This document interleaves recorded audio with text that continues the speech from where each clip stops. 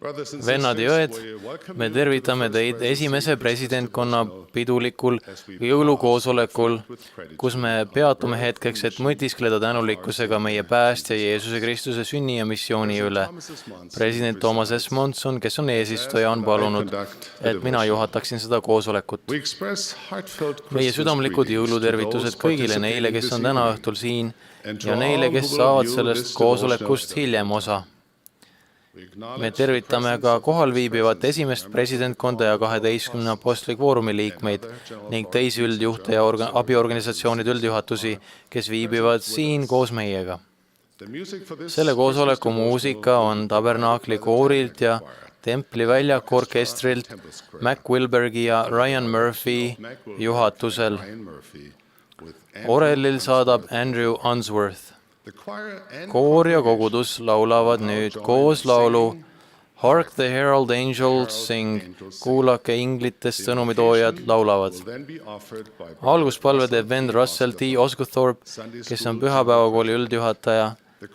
Seejärel laulab koor laulu pealkirjaga It Came Upon a Midnight Clear. See sündis selgel keskööl.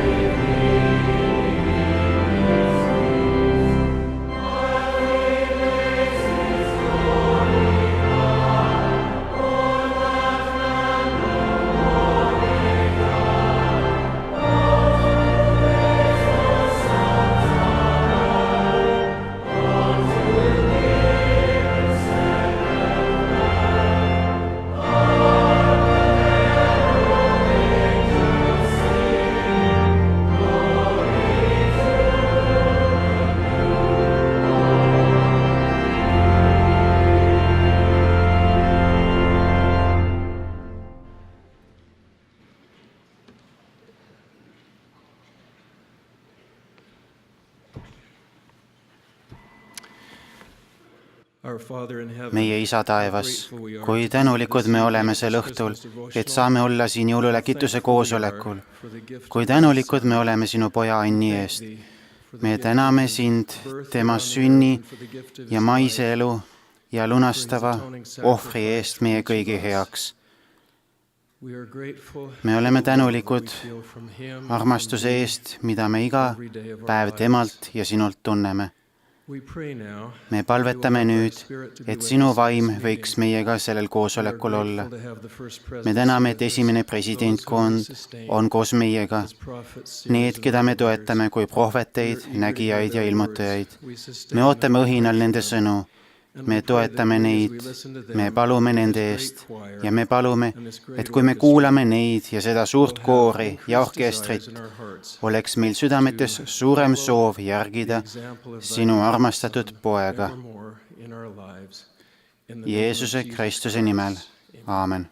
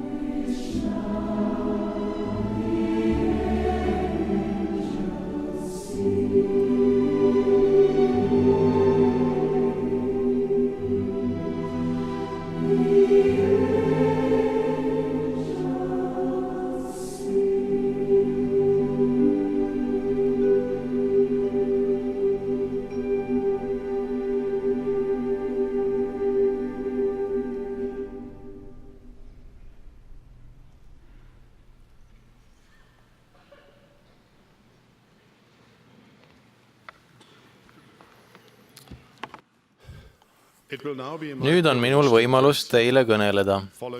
Pärast minu kõnet laulab koor laulu pealkirjaga What shall we give to the babe in the manger, mida peaksime andma sõimes lamavale beebile. Pärast laulu kuuleme kõnelemas president Henry B. Eyringit, esimest nõuandjat esimeses presidentkonnas, ja pärast tema kõnet laulab koor laulu Oh come, all ye faithful, tulge kõik ustavad. Kas see pole mitte imeline aeg aastas? Nii paljud asjad toovad meie südamesse jõuluvaimu. Jõululaulud, küünlavalgus, jõuluehted ja rõõmsad soovid, häid jõule. Mu hinges helisevad teatud sõnad, meenutades mulle jõulude võlu ja tähendust. Sõnad nagu neil päevil sündis, et keiser Augustus andis käsu üles kirjutada kogu maailm. Ja loomulikult rõõm kogu maal, kaugel sõimes ja püha öö. On teisi sõnu, mis on hoiatava alatooniga, mida ei saa samuti unustada. Sõnu nagu iga Kessekülas armastas jõule hullumoodi. Kuid Grinchile, kes elas Suts põhja pool, ei meeldinud need mitte. Doktor Seuss'i klassikalise lasteloo meeldejääva tegelase Grinchi südame kohal oli tühi auk. Ja ta vihkas kõike jõuludega seonduvat. Kuid loo käigus toimub temaga täielik muutus, kui talle saab selgeks, et jõulud tähendavad palju rohkemat kui ehteid ja kingitusi. Võib-olla jääb Grinchi lugu nii hästi meelde just sellepärast, et kui aus olla, siis peame tõdema, et sarnaneme temaga. Kes meist poleks muretsenud jõulude kaubandusliku poole pärast ja isegi tundnud jõuludega kaasnevat saamaheimu? Kes poleks tundnud ülitihedast kalendrist tingitud pingeid, olnud kingituste pärast stressis ning kandnud roogade ja sündmuste planeerimise koormat? Tegelikult tõdevad psühholoogid, et just sellel rõõmsal ja heasoovlikul ajal tunnevad paljud kurbust ja masendust. Me teame, milline jõuluaeg peaks olema. Me teame, et see aeg peaks meelde tuletama päästja sündi ja olema aeg selle tähistamiseks ning heldeteks tegudeks. Kuid mõnikord oleme nii haaratud asjadest, mis on meie jaoks tüütud ja koormavad, et tabame end peaaegu ühinemas Grinchi sõnadega. Miks ma olen seda 53 aastat kannatanud? Ma pean rikkuma jõulude tuleku. Aga kuidas? Kuigi vastab tõele, et jõulud seostuvad materiaalsete asjade ja ringisagimisega, vastab samuti tõele, et silmi avades võime kogeda Jumala poja sünni vägevat sõnumit ning tunda lootust ja rahu, mida tema maailma toob. Me võime Grinchi sarnaselt vaadata jõule uue pilguga. Kauase traditsioonina on meie pere alati tähistanud advendiaega. Alustades 4. pühapäevast enne jõule, oleme iga pühapäeva õhtupoolikul kokku kogunenud, süüdanud küünlad jõulupärjal, nautinud suus sulavaid ise tehtud küpsiseid ja lugenud Kristusest rääkivaid pühakirja kohti. Me loeme muistsete prohvetite ülestähendusi, kes igatsesid Messia tulekut. Me loeme pühakirja kohti, kus kuulutatakse ette tema imelist sündi. Lauldes igal nädalal imekauneid jõululaule ja veetes koos lõbusalt aega, püüame keskenduda jõuluaja tõelisele tähendusele. Pean tunnistama, et isuäratav kakao kuum glögi ja maitsvad ise tehtud küpsised aitavad rõõmsa jõulutunde tekkimisele kõvasti kaasa. Advendiaja tähistamine ei kuulu kõikide maailma osade kultuuri, kuid me võime sellest laialt levinud kristlikust jõulutraditsioonist midagi õppida. Ehk saame juba sel aastal oma kiirete asjatoimetuste kõrvalt näpistada veidi aega, et õppida ja mõtiskleda nii üksinda kui koos perega jõulude tõelise tähenduse üle. Kui valmistume jõuludeks, mõtiskledes nende tõelise tähenduse üle, valmistume kogema Kristust ja tema sõnumit. Lubage mul soovitada 3 asja, millest õppida, mille üle mõtiskleda ja mida selleks sündmuseks valmistudes teha. Esiteks, rõõmustage meie päästja sünni üle. Me tähistame Jumala poja, looja, meie messia sündi. Me tunneme rõõmu, et kuningate kuningas tuli maa peale, asetati sündides sõime ja et ta elas täiuslikku elu. Jeesuse sündides tuli taevane rõõm nii suur, et seda ei suudetud talitseda ning inglikoorid paotasid eesriide, ülistades Jumalat ja kuulutades karjastele suurt rõõmu, öeldes, au olgu Jumalale kõrges ja maa peal rahu inimeste seas.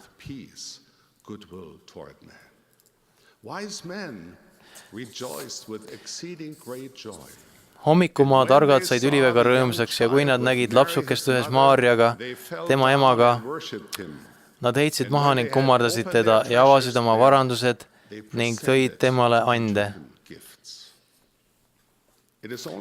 Ka meie peaksime hommikumaa tarkade, karjaste ja inglite sarnaselt võtma aega, et rõõmustada ja tähistada hiilgavat esimest jõulupüha. Teiseks, mõtisklege tema mõjust meie elus tänapäeval.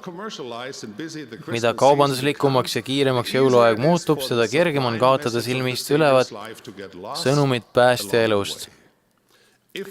Kui märkame, et pidude kavandamine ja kingituste muretsemine hakkab kahandama Jeesuse Kristuse rahusõnumi tähendust ja viib meid eemale tema kuulutatud evangeeliumist. Võtkem aeg maha, aeglustugem veidi ja mõtisklegem selle üle, mis on kõige tähtsam. Jõulud on Jumala poja meenutamise aeg. See on aeg uuendada oma otsust võtta enda peale tema nimi. See on aeg anda hinnang oma senisele elule ning vaadata üle oma mõtted, tunded ja teod. Olgu see mäletamise, tänulikkuse ja andestamise aeg. Olgu see aeg, mil mõtiskleme Jeesuse Kristuse lepituse ja selle üle, mida lepitus isiklikult meie jaoks tähendab. Olgu see eriline aeg, mil uuendame oma kohustust elada Jumala sõna järgides ja tema käskudele kuuletudes. Seda tehes avaldame talle palju suuremat austust, kui eales suudaksime avaldada jõulutulede, kingituste või pidudega. Kolmandaks, oodake kindlal meelel tema tulekut. Jeesuse Kristuse varased jüngrid igatsesid aega, mil ta tuleb taas. Nende jaoks oli surelikkus valmistumise ja kasvuaeg, sõelumise ja puhastamise aeg, aeg seada valmis oma lambid ja valmistuda oma armastatud päästja tagasitulekuks. Vennad ja õed, 2000 aastat hiljem oleme ka meie tema jüngrid. Me oleme viimse aja pühade Jeesuse Kristuse kiriku liikmed. Termin viimse aja tähendab väga palju. Me elame ja teenime ajal, mis eelneb issanda võidukale tagasitulekule. Meie ülesandeks on valmistada ennast ja maailma ette messia hiilgavaks tulekuks. Varsti pärast tema surelikku teenimist ütles Kristus apostel Johannesele, tõesti, mina tulen varsti. Ja Johannes vastas, aamen, tule, issand Jeesus. me elame issanda tulemise eelsel 11. tunnil. Seetõttu oodakem seda õnnistatud päeva, mil kuningate kuningas tuleb alla sõjahüüuga, saab võitu surmast, kuivatab pisarad ja juhatab sisse rahu, rõõmu ja õppimise uue ajastu. Kuigi jõuluaeg on tavaliselt tagasivaatamise ja meie issanda sünni tähistamise aeg, tundub mulle, et see peaks olema ka tulevikku vaatamise aeg. Pöörakem oma pilk tulevikku. Valmistugem selleks õnnistatud päevaks, mil ta tuleb taas. Olgem sama targad kui need muistsed inimesed, kes ootasid tema tulekut. Hoidkem tema jüngritena oma südames ja mõtteis Johannese sõnu. Aamen. Tule, issand Jeesus. Kui tahame leida midagi, mis on jõulude ajal valesti, siis kindlasti leiame midagi. Võime nagu Grinch nuriseda ja hädaldada. Või muutuda meid ümbritseva suhtes ükskõikseks ja küüniliseks. Sellest hoolimata, otsides head, õpime vaatama jõuluaega uue pilguga, ehk isegi lapse pilguga.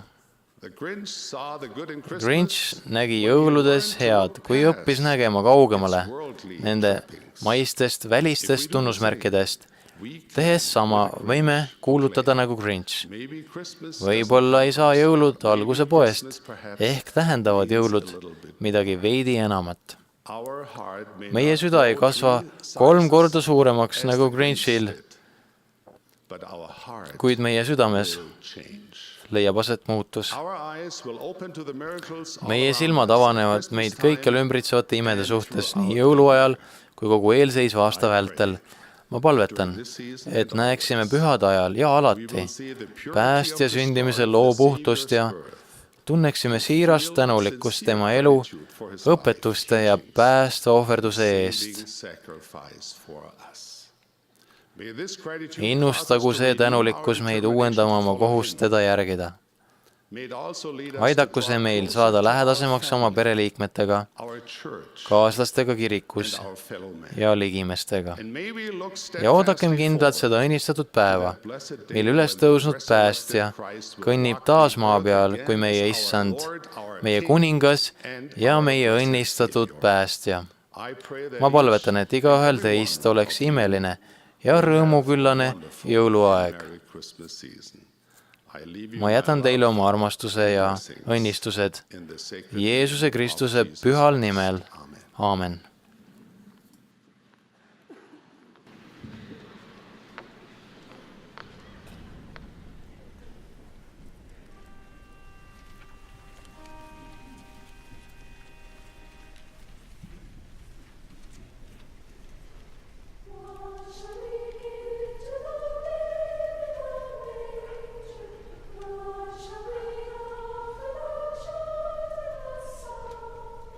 Incense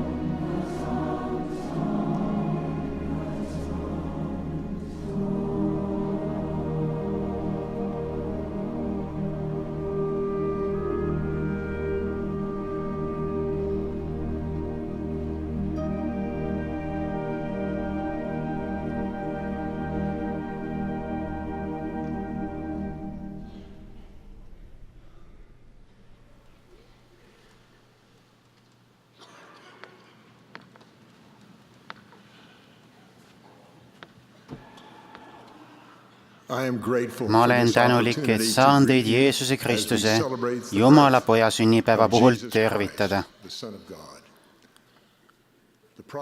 Prohvet Jesaja rääkis temast sajandeid enne tema sündi, sest meile sünnib laps, meile antakse poeg, kelle õlgadel on valitsus ja kellele pannakse nimeks imeline nõuandja, vägev Jumal, igavene Isa, rahuvürst. See väike, laudas sündinud ja sõime asetatud lapsuke oli kingitus meid armastavalt taevaselt Isalt. See laps oli meile lubatud maailma lunastaja, inimkonna päästja, elava Jumala poeg. Ta oli Isa juures enne, kui tuli surelikuna maa peale. Tema on loonud maa, mille peal me seisame. Suurapostel Johannes annab meile aimu selle lapse tähtsusest taevases kuninglikus õukonnas, kust ta tuli. Ilma temata ei ole tekkinud midagi, mis on tekkinud. Sellele vaatamata tuli ta maa peale väga tagasihoidlikes oludes. Poisikese ja noorukina töötas Jeesus Naatsaretis Joosepi puutöökojas.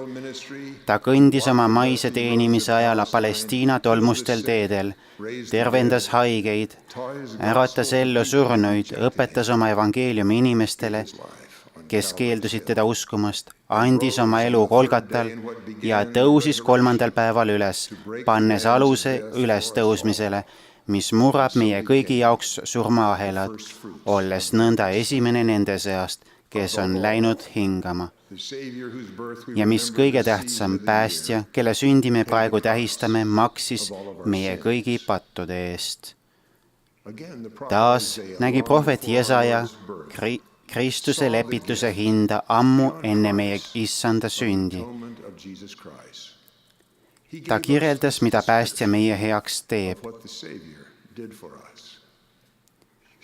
Tõepoolest võttis ta enese peale meie haigused ja kandis meie valusid. Meie aga pidasime teda vigaseks, Jumalast pekstuks ja vaevatuks.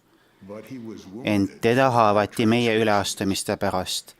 Löödi meie süütegude tõttu. Karistus oli tema peal, et meil oleks rahu, ja tema vermete läbi on meile tervis tulnud.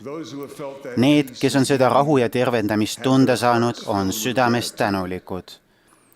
Samuti on tänulikud need, kes neid inimesi armastavad. Oleme koos naisega lugenud meie 2 Lõuna-Ameerikas missionil teeniva pojatütre saadetud kirju ja vaadanud nende saadetud fotosid. Nendel fotodel on naeratavad inimesed, kelle nägudel peegeldub rõõm. Mu lapselapsed kirjutavad, kui tänulikud on nad mõju eest, mida lepitus toob nende inimeste ellu, keda nad õpetavad. Ja et nad on näinud, kuidas otsus järgida päästja eeskuju ja saada ristitud ning püha vaimu and on inimeste elu muutnud. Viimse aja pühadena on meie südamed tulvil tänulikkust armastava Isa ja tema armastatud poja vastu.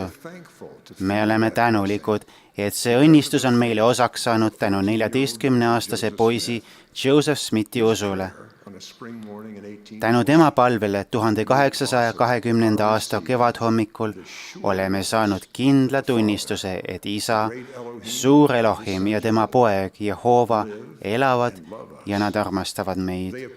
Nad ilmusid Joseph Smithile ja rääkisid temaga keset päeva. Nad kutsusid teda nimepidi. See hiilgav kinnitus, et meid tuntakse ja armastatakse, pakub meile elus kindlasti ette tulevate raskuste ajal tuge. Me ei pea iial tundma, et oleme üksinda. Me ei pea kunagi kaotama lootust. Nägin seda, kui külastasin mõned aastad tagasi hooldekodus viibivat vanatädi. Ta oli lesk. Kõrge ea tõttu ei saanud ta enam ise kõigega hakkama. Kuigi ta oli mind näinud pisikesest poisist peale, ei tundnud ta mind ära. Samuti ei tundnud ta hooldekodu paljude külaliste hulgast ära teisi oma pereliikmeid. vaatasin tema nägu, oletades, et näen seal üksinduse ja kaotuse valu. Kuid tema näol peegeldusid armastus ja rõõm. Tema hääl oli rõõmus, nagu oli alati olnud.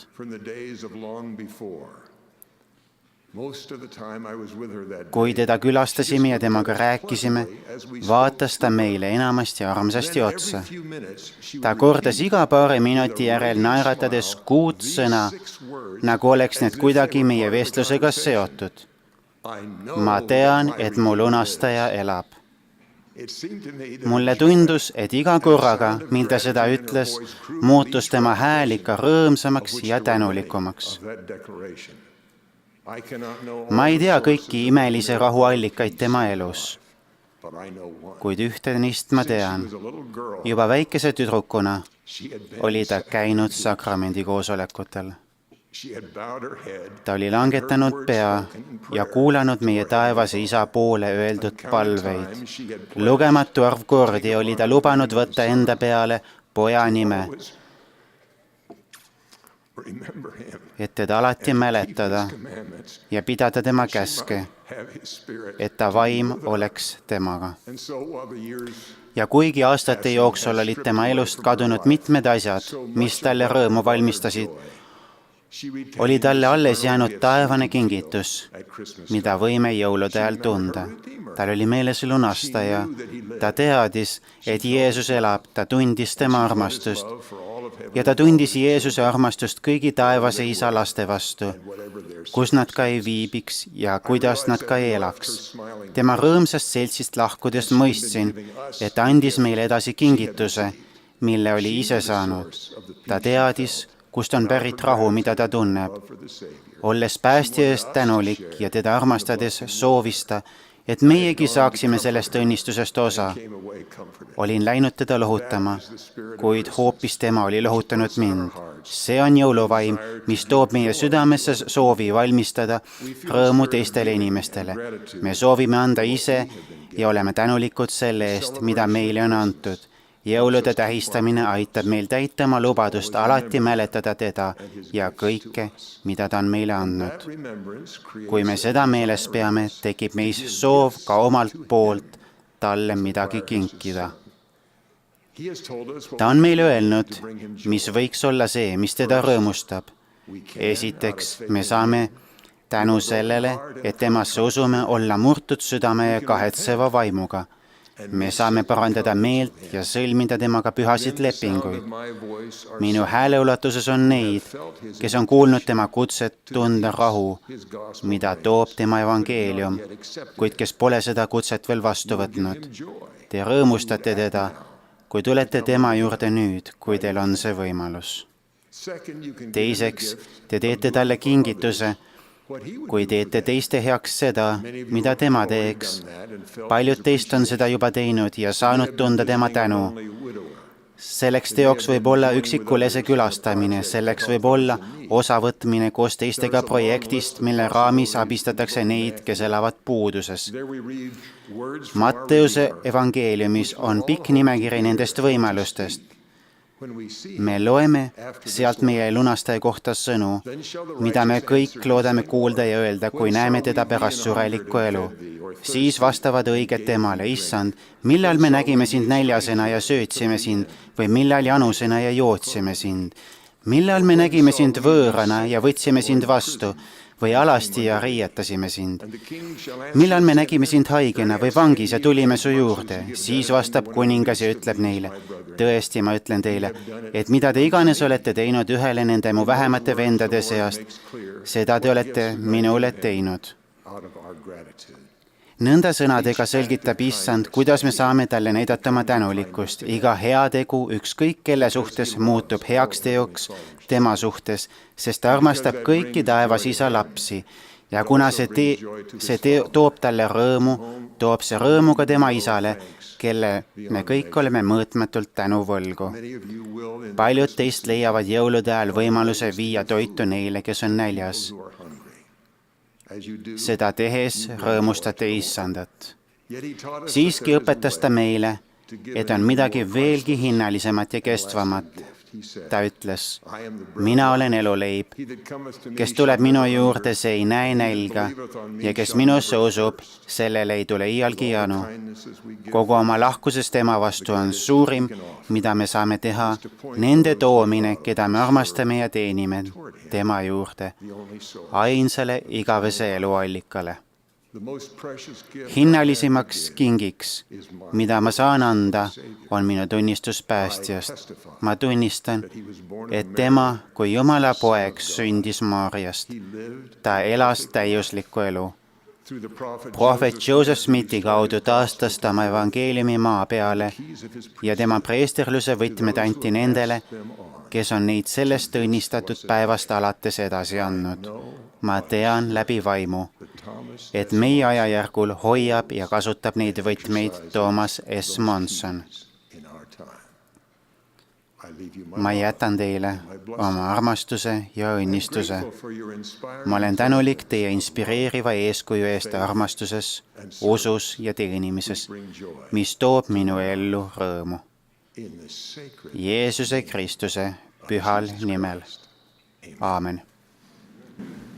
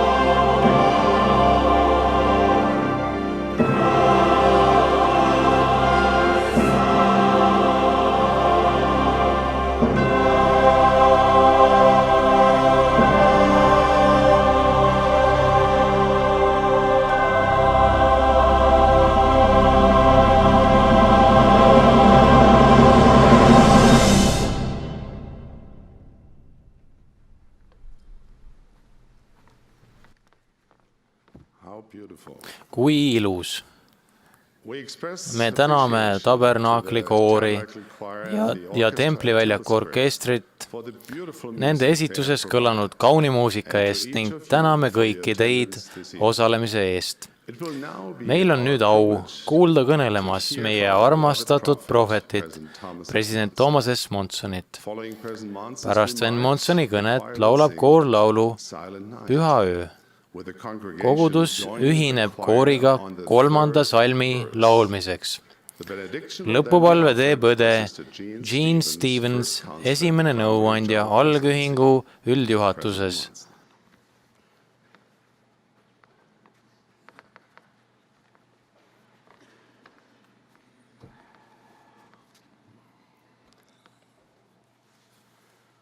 Mu kallid vennad jõed, kas ei pane veidi imestama, et 2009. aasta esimese presidentkonna jõululäkitusest on möödas juba terve aasta.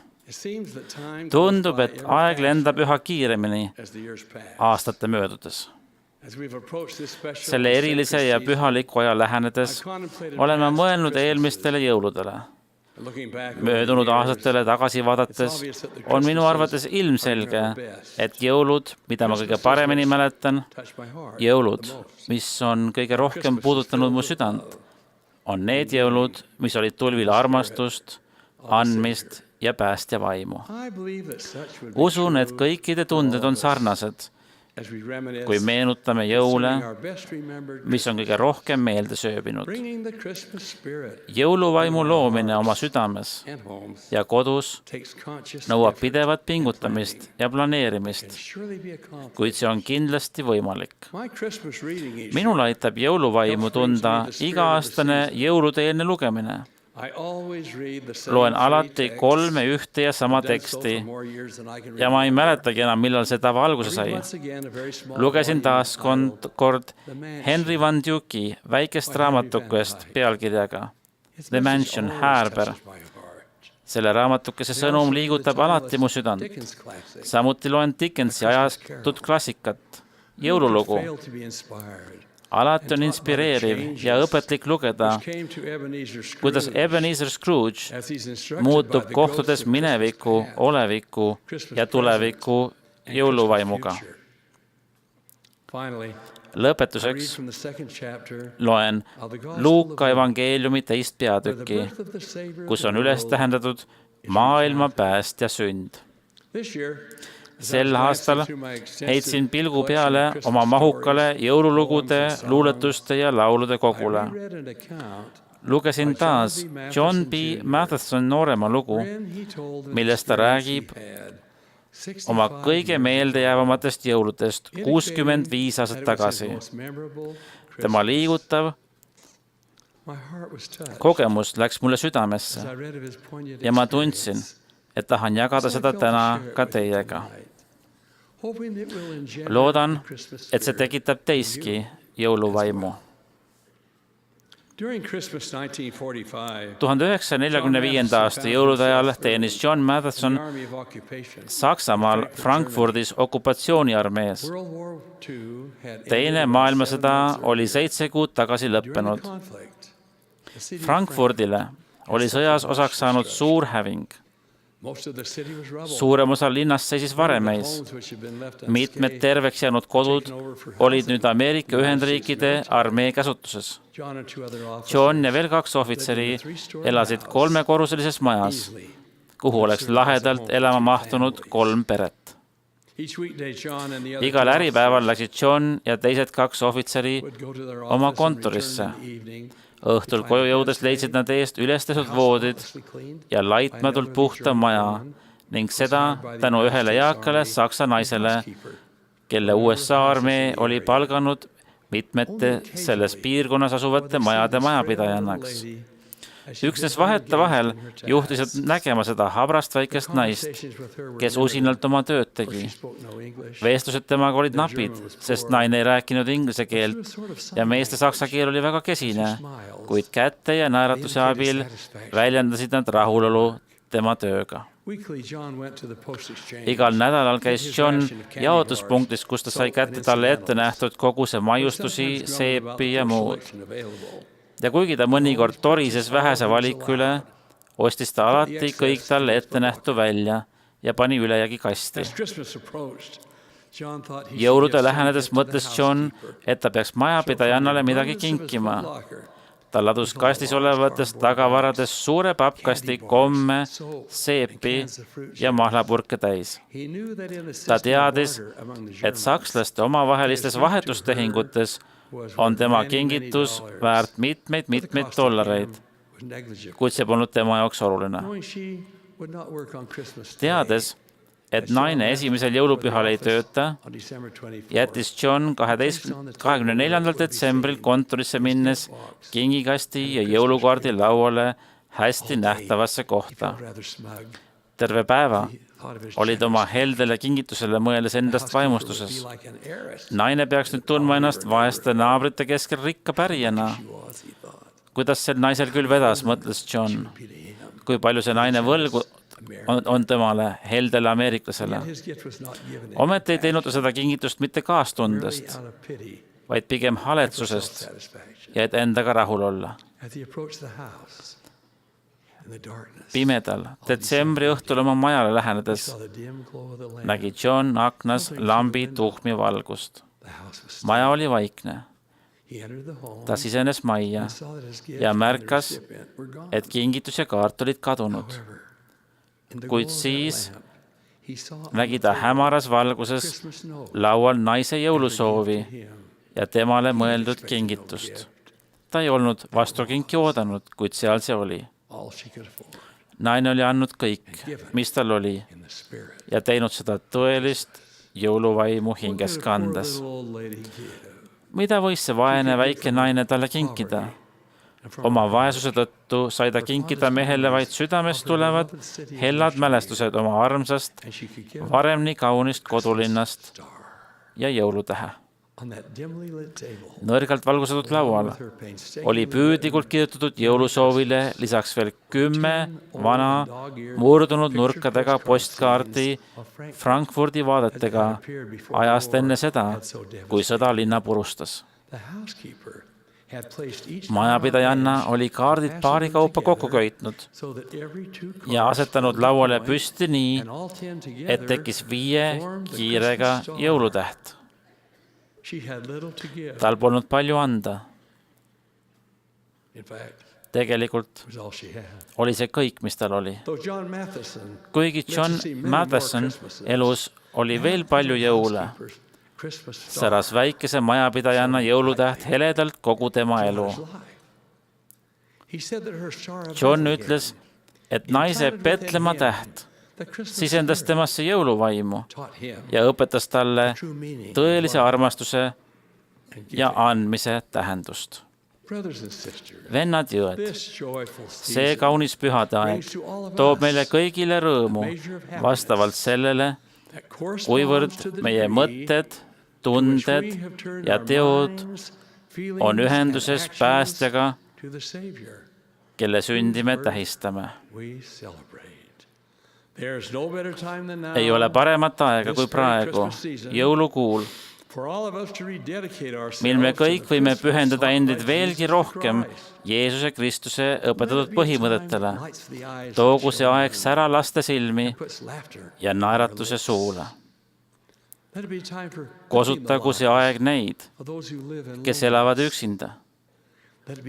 Olgu see aeg, mil saame pereringis kokku, et tunda lähedust nendega, kes on meie ümber, ja samuti nendega, kes on kaugel ära. Olgu see aeg, mil palvetada rahu eest, vabade põhimõtete alalhoidmise eest ja selle eest, et oleksid kaitstud need, kes viibivad meist kaugel. Olgu see aeg unustada iseennast ja leida aega teiste jaoks. Olgu see aeg hoiduda vähetähtsast ja keskenduda tõelistele väärtustele. Olgu see rahuaeg, sest me oleme leidnud rahu Jeesuse õpetustest. Ja üle kõige, olgu see meie päästja Jeesuse Kristuse sünni mäletamise aeg, et võiksime ühineda inglite laulu, karjaste rõõmu ja tarkade aupaklikkusega. Mu vennad ja õed, täitku meie kodu ja elu jõuludega kaasnev armastuse vaim ja jäägu see veel pikka aega meiega pärast seda, kui jõulupuu on välja viidud ja jõulutuled järgmise aastani ära pandud. See on minu palve. Issanda Jeesuse Kristuse nimel. Aamen.